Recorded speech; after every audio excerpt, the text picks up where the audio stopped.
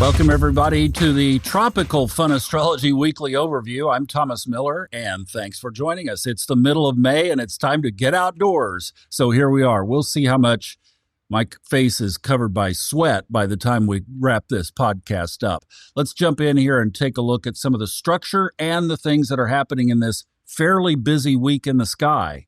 And the first thing we have to consider, and I even did this, oh gosh, look at this, guys. I did this up to 2031, and this structure stays in basic alignment for the next 6 years. I'm not talking about them being near 0 degrees. Obviously, they move forward, but they move forward together. So Pluto in Aquarius, Neptune, Saturn will peel off, but Neptune in Aries, and then Uranus in Gemini, all are going to be moving in lockstep for the next 6 years.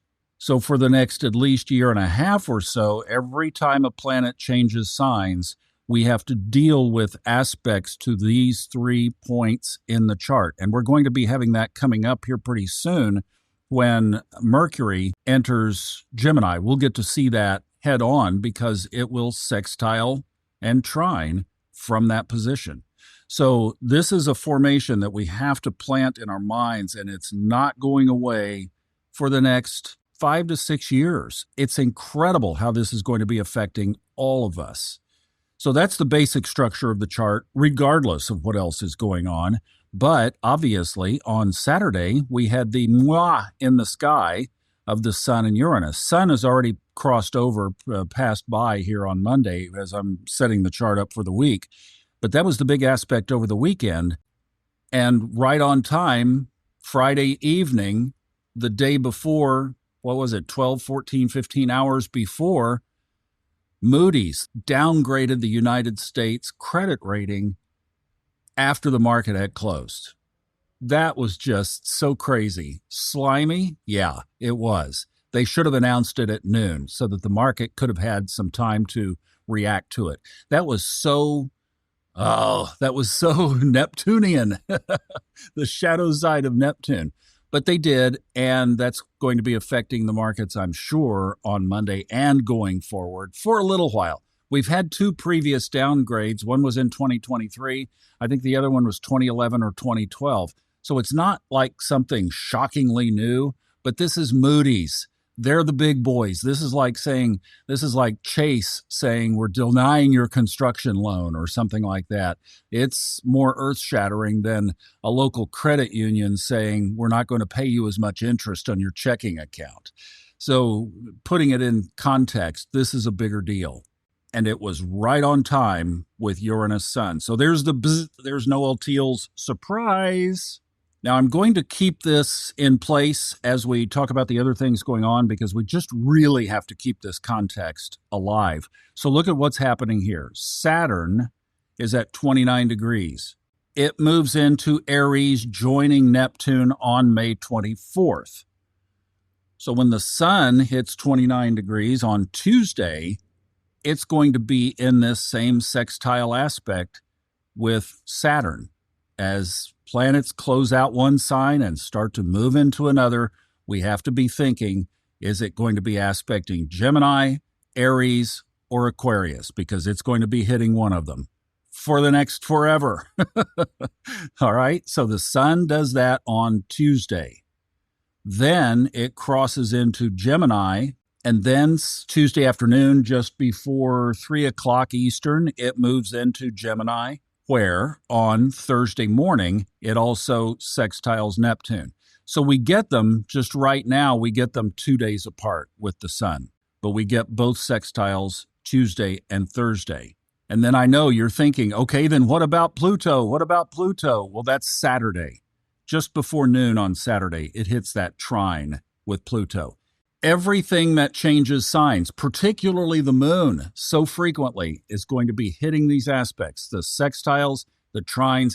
In some cases, it will be with the faster moving entities on the chart. It's going to be, we'll have other aspects from there to each other, but those are going to be the primary things that we're going to be looking at is how are these transiting planets correlating back to those 3 magical points?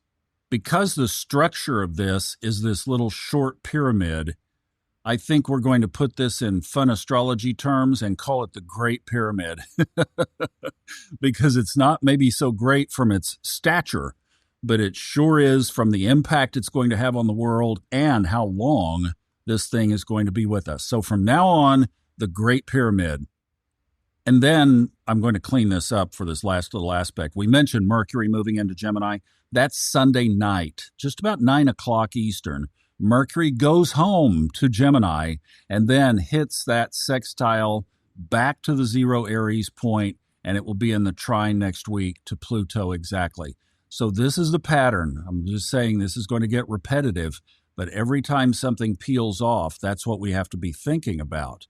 Now, eventually, like look at Mars, eventually it will move into an opposition, but it's going to be a while. Mars is 6 weeks or so in a sign. Venus is about 3 weeks.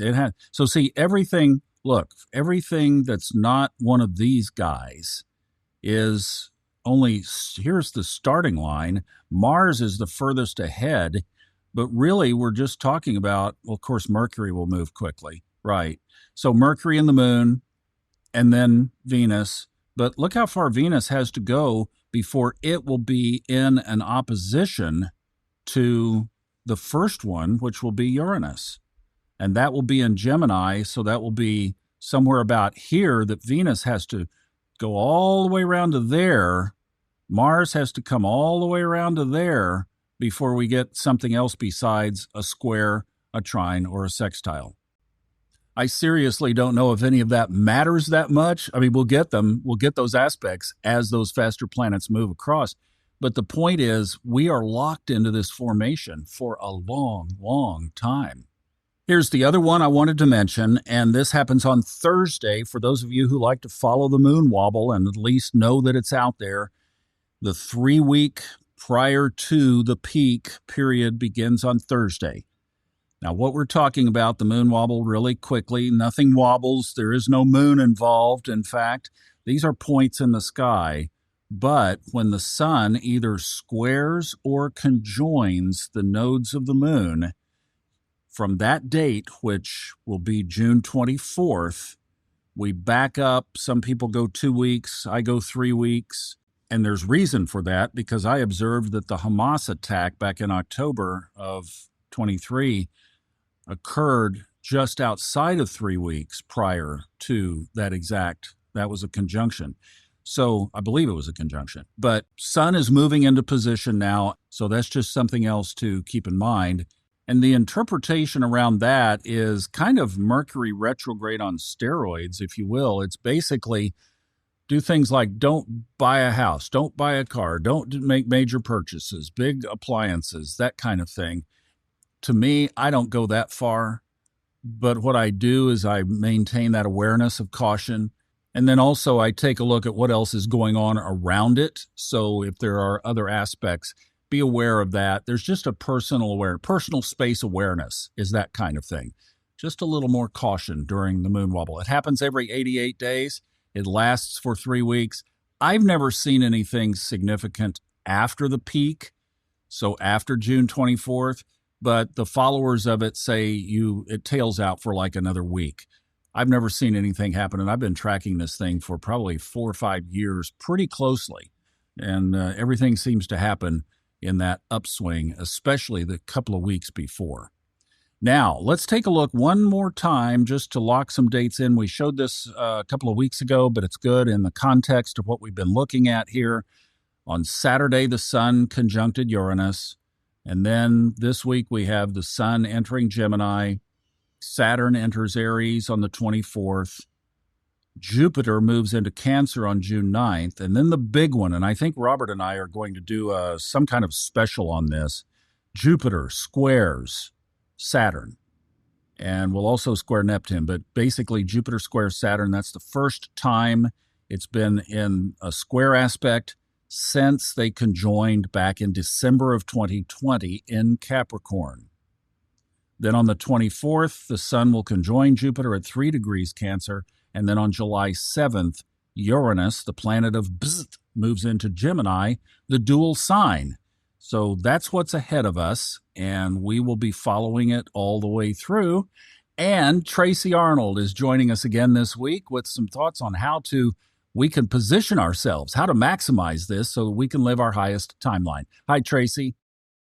Hello, everyone.